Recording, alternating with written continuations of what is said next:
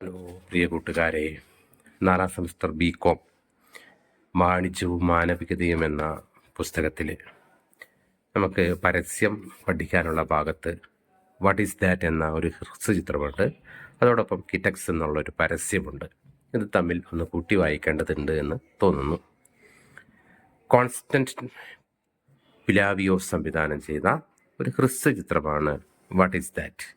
അതിൻ്റെ പ്രമേയം ഇങ്ങനെയാണ്. ഒരു ഉദ്യാനത്തിൽ പത്രം വായിക്കുന്ന മകൻ്റെ അടുത്തിരുന്ന് അച്ഛൻ ഒരു പക്ഷിയെ ചൂണ്ടിക്കാണിച്ചുകൊണ്ട് അതെന്താണെന്ന് ചോദിക്കുന്നുണ്ട്. മകൻ മറുപടി പറയുന്നു അതൊരു കുരുവിയാണെന്ന്.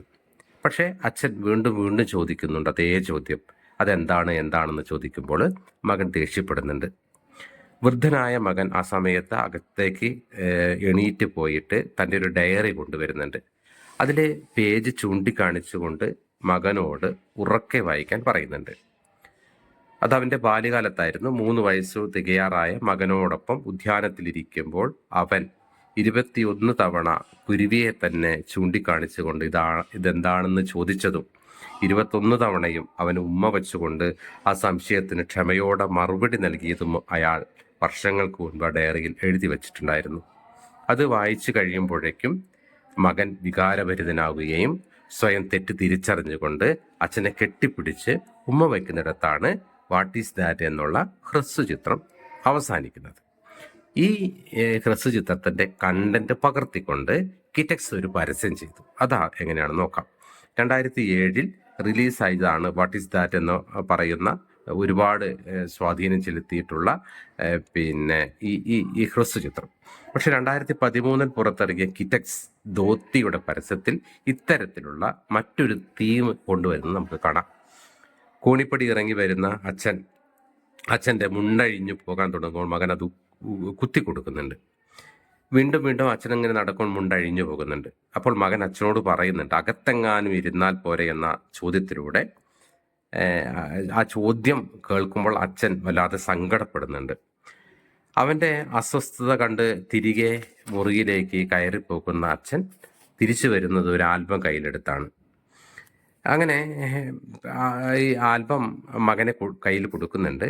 മകൻ പേജുകൾ മറിച്ചു നോക്കുമ്പോൾ നിറയെ കുട്ടിയായിരുന്ന അവനെ അയാൾ മുണ്ടുടുപ്പിക്കുന്നതിൻ്റെ നിറയെ ചിത്രങ്ങൾ കാണാം. എത്ര പ്രാവശ്യം എന്നെ കൊണ്ട് മുണ്ടുടുപ്പിച്ചെന്ന് നീ ഓർക്കണുണ്ടോ എന്ന അച്ഛൻ്റെ ചോദ്യം മകനെ വൈകാരികപരമായിട്ട് ഉലച്ച് കളയുന്നുണ്ട്. അവൻ അച്ഛനെ ചേർത്ത് പിടിക്കുന്നു. അപ്പോഴാണ് ഒരു ക്യാപ്ഷൻ വരികയാണ്, ഒരിക്കലും അഴിയാത്ത ബന്ധം എന്ന പരസ്യവാചകം നാം കേൾക്കുന്നു. നോക്കുക, ഉൽപ്പന്നത്തിൻ്റെ സവിശേഷത, ഗുണനിലവാരം എന്നിവ സൂചിപ്പിക്കാതെ മനുഷ്യൻ്റെ വൈകാരികപരമായിട്ടുള്ള ആവിഷ്കാരം നിർവഹിക്കുന്ന കഥാവിഷ്കാര ശൈലിയാണ് കിറ്റക്സ് പരസ്യത്തിൻ്റെത്. 5 മിനിറ്റ് മാത്രം ദൈർഘ്യമുള്ള വാട്ട് ഈസ് ദാറ്റ് എന്ന പ്രമേയ ഘടനയാകട്ടെ പരസ്യചിത്രത്തിന് സമാനമാണ്.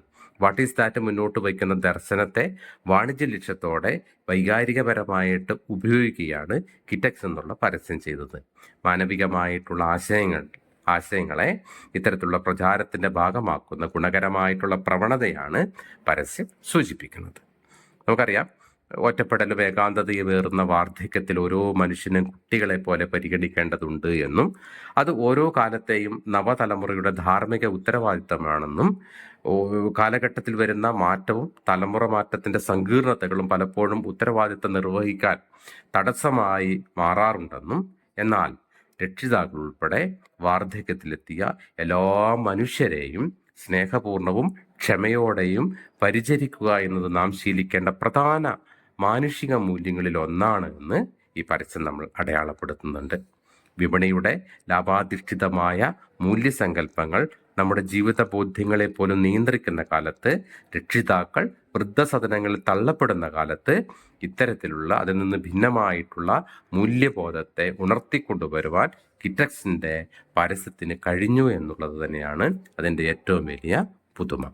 Okay, thank you.